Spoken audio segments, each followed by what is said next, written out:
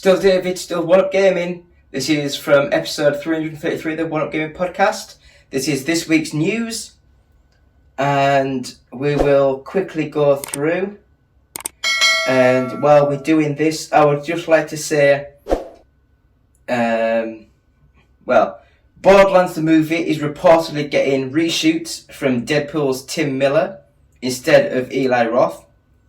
I mean, isn't Eli Roth the horror guy?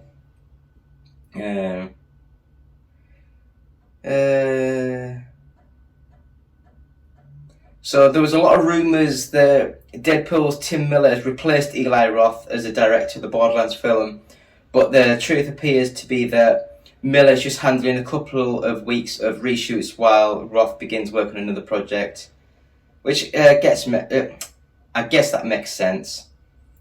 I don't know much about this Borderlands sort of movie. Is it a movie? Is it a series? Oh, so it's got Jack Black, Kate Blanchett, Jamie Lee Curtis, and Kevin Hart. Oh, it's just weird. It is just weird. I don't know. Anyway, what do you guys think of the Borderlands sort of movie? Do you think it's going to be any good, or do you think it's going to be rubbish? Just to make you know, if you want to win a t-shirt like this, just go on to any video that we've got and leave a t-shirt. Just put t-shirt and we will... I guess you have to subscribe to the YouTube channel as well. But just leave the word t-shirt on any video and we'll look at sending out one of these for you guys.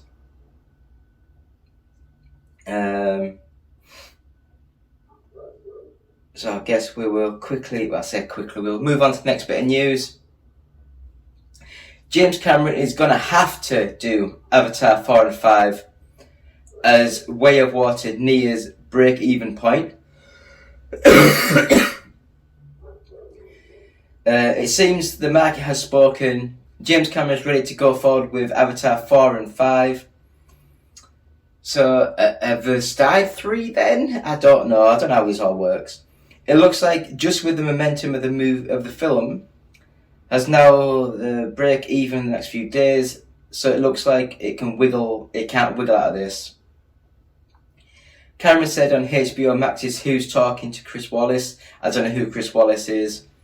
Cameron previously said that the break even point for Avatar Way of Water would be around $2 billion. That's the break even point, $2 billion. I'm going to have to do these sequels.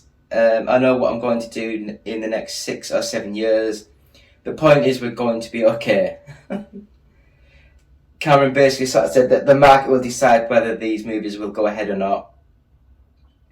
So what do you guys think? Do you think the Avatar movies are decent? Do you think it's just weird that they're making all these massively expensive movies in the hope that people will go see them? I mean, I don't know. I really don't know. I've not seen Avatar 2, so I wouldn't know. So, next bit of news. Gladiator 2 is happening, and it casts Paul Mescal as the lead. I don't know who that is. So, Ridley Scott is returning to Rome after over 20 years. According to Deadline, Gladiator 2 is finally happening, and Ridley Scott is returning to the helm. The original Gladiator, which hit theatres in 2000, was a blockbuster hit. Blah, blah, blah, blah, blah. Won loads of best pictures and everything. Now, Scott is bringing back Rome in the first ever sequel. The new film stars Paul Mescal, best known for his role in the Hulu limited series Normal People. The Irish actor starred in After Sun. I have no idea. Heartthrob. I don't know who he is. I don't know who he is. So, are you guys looking forward to the next Gladiator movie? I'm not sure. I'm really not sure. I think some of these movies, they're good, but they're in a time frame. But anyway, next up, Wednesday is officially renewed at Netflix. So Netflix has just announced that the hit series Tim Burton's spin-off of the classic Addams Family franchise has been renewed for a second season. The 8-episode first season hit the streaming service on the November 23rd and has since become one of Netflix's most popular shows. So basically it's only behind Stranger Things season 4 for the best streaming star. I don't know who Jenna Ortega. I don't know. So yeah, what do you guys think? Do you think the Wednesday was a good series? I don't know. We'll see how that sort of goes. But I'm actually watched Wednesday. I actually enjoyed some of the Addams Family stuff, but we'll see. We'll see how much time and everything that I get over the next few weeks. So the next bit of news, Vince McMahon is officially back on the WWE board. Former WWE CEO wants to spearhead a potential sale of the wrestling company. That's probably because he wants money. Former WWE CEO Vince McMahon has officially returned to the wrestling organization's board of directors after rumblings of the move arose earlier this week. Today we announced that the founder of WWE, Vince McMahon, would be returning to the board, said chairwoman and co-CEO Stephanie McMahon, of course, keeping the family, co-CEO Nick Khan and Chief Content Officer Paul Levesque, I don't know how you pronounce that, in a joint statement. We also welcome back Michelle Wilson and George Barrios to our board of directors, don't know who they are. Together we look forward to exploring all strategic alternatives to maximise shareholder value. Sales. I don't know who any of these other people are. Anyway, Vince McMahon back on the board. Is he going to sell the company? Because it sure looks like that is what he looks to be doing. I don't know. I've not watched WWE since it was WWF, and since the Ultimate Warrior and the Hulk Hogan were fighting. I used to love the Ultimate Warrior, British Bulldog, Davey Boy Smith. Classics, absolute classics. So, Vampire Survivors Dev released a mobile port itself to fight copycats. Vampire Survivors, Jesus, I can't read. Developer Ponkel, was forced to release its game on mobile ASAP after several exact copies began appearing on the market. As reported by GI.biz, they initially attempted to bring Vampire Survivors to mobile devices in the wake of its successful 2022 launch on PC and Xbox, but struggled to find a partner that shared its views on monetization. Soon after the initial success, to non-predatory. In the wake of these conversations, however, unlicensed versions of the game started appearing on mobile stores. Months passed by and a large number of actual clones stolen code, assets, data progression. Oh.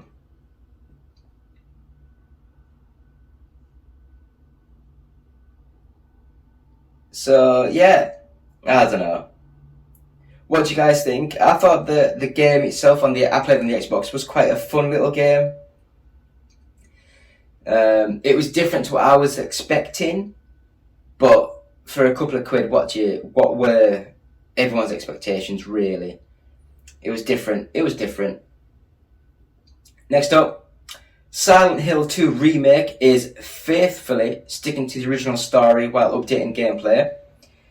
The developer behind Konami's Silent Hill 2 Remake is faithfully sticking to the blah blah blah blah blah. Speaking to Dread XP, Blooper Team's Chief Marketing Officer Anna Jaziska promised the developer isn't missing the point on the remake.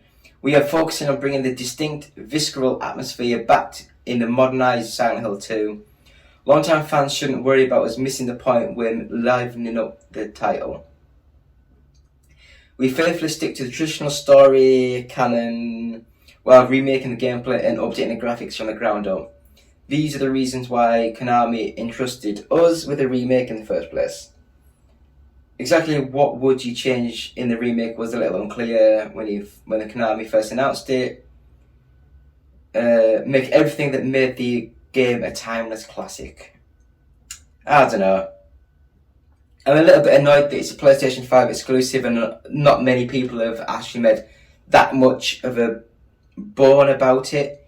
Because if it was an Xbox exclusive, there'd be an absolute piss uproar about everything. But that's just my opinion. And my opinion is nearly always wrong. Anyway, the UK government extends investigation of Xbox's Activision Blizzard deal due to its complexity. The UK government's Competitions and Markets Authority extended its investigation, blah, blah, blah, blah, blah. So it's after the process of the immense amount of evidence as well as lengthy responses from both Sony and Microsoft and the public, the final submission date for the report, which will deem either or not for is now April 26th instead of March 1st. They will try and get it completed as soon as possible. It may even arrive before the April deadline. Taking this decision, the inquiry group had regard to the scope and complexity of the investigation and the need of consider a large volume of evidence as well as main party and third party submissions, the necessity to allow sufficient time to take full and proper account of comments received, blah blah blah blah blah blah. Yeah. So what do you guys think? Do you think that Microsoft should just get this deal over the line, or do you think that Sony crybabies are going to get it stopped? I don't know. I don't know. I really don't know. So, moving swiftly on. Dave Bautista, whatever his name is, the wrestling guy who's in Guardians of the Galaxy, is relieved his time as Drax in Guardians of the Galaxy is over. He's been attached to the role for almost a decade. Admitted he's relieved that his time playing Drax in Guardians of the Galaxy is over, he's keen to move on to more serious acting roles. The wrestler turned actor told GQ in a recent interview that he's so grateful for his MCU role, but confirmed that Guardians of the Galaxy Vol. 3 will be his final outing as Drax the Destroyer, because he now feels ready to close a chapter on that character. I'm so grateful for Drax, I love him, but there's a relief. It wasn't all pleasant. It was hard playing that role. The makeup process was beating me down, and I just don't know if I want Drax to be my legacy. It's a silly performance, and I want to do more dramatic stuff. So he's played Drax in 6 movies, as well as the Disney Plus holiday special.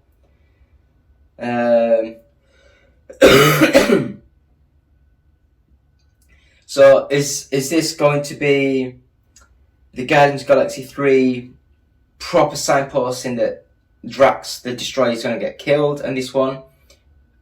So fans are going to get surprised when he doesn't die and another member of the team dies. We don't know. We'll have to wait and see how things turn out. Last bit of news that I have got is Gran Turismo the movie sneak peek revealed. CES 2023.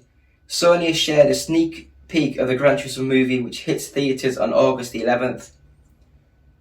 So it stars Archie Medewick, I don't know, Orlando Bloom, and David Harbour. I can't even say my own name, let alone anything else.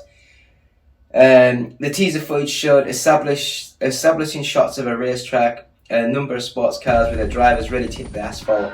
The footage of the actual Gran Turismo video game, the movie appears to feature a mix of real-life racing and gaming. We also get a look at the filmmakers shooting a racing scene with fast-paced action and lots of close-up shots of cars. Yeah, it's a bloody car racing movie. Neil Blomkamp is directing the Gran Turismo movie. It's based on a true story about a teenage Gran Turismo player who becomes an actual professional race car driver after winning a series of competitions. It's one of many television projects based on PlayStation franchises. We're also expecting adaptations of God of War, that could be quite good, Horizon, not so sure, Ghost of Tsushima, I'm not so sure about that because it could just be like any Japanese like 1980s sort of like based sort of movie back in the day. Days Gone could be alright. Twisted Metal sounds fun. So yeah, that is the gaming news for this week with the Want Game Podcast episode 333. We will go ahead and do the top 40 charts as always. So we will start that now. So, number 40, Instant Sport, never heard of. Golden Ring, Elden Ring, Crisis Core, Final Fantasy VII Reunion, Just Dance 2021, The Callisto Protocol. Number 35 is Nickelodeon Kart Racers, PGA Tour 2K23, Need for Speed Unbound, Super Smash Bros. Ultimate, Grand Theft Auto The Trilogy The Definitive Edition, number 30 Super Mario Party, Luigi's Mansion 3, Kirby and the Forgotten Land, Mario plus Rabbids Kingdom Battle, NBA 2K23, number 25 Ring Fit Adventure, Lego Harry Potter Collection, Gotham Knights, Pokemon Legends Arceus, Super Mario 3D World plus Bowser's Fury, number 20 Super Mario Odyssey, 19 The Legend of Zelda Skyward Sword HD, Legend of Zelda The Breath of the Wild, Sonic Frontiers, Just Dance 2023, so I wonder if Just Dance 22 is in the chart. Number 15, Lego Star Wars The Skywalker Saga, Mario Party Superstars, Mario plus Rabbids Spark of Hope, Splatoon 3, Grand Theft Auto 5, and then the top 10, New Super Mario Bros. U Deluxe, number 9, Minecraft, number 8, Animal Crossing New Horizons, number 7, Pokemon Scarlet, number 6, Nintendo Switch Sports, number 5, Pokemon Violet, number 4, Mario Kart 8 Deluxe, number 3, Call of Duty Modern Warfare 2, number 2, FIFA 23, and at number 1, God of War Ragnarok. And that's thanks to the Games Press and the GFK Entertainment Software charts. Thank you so much for that. So that is the news. So thank you for watching.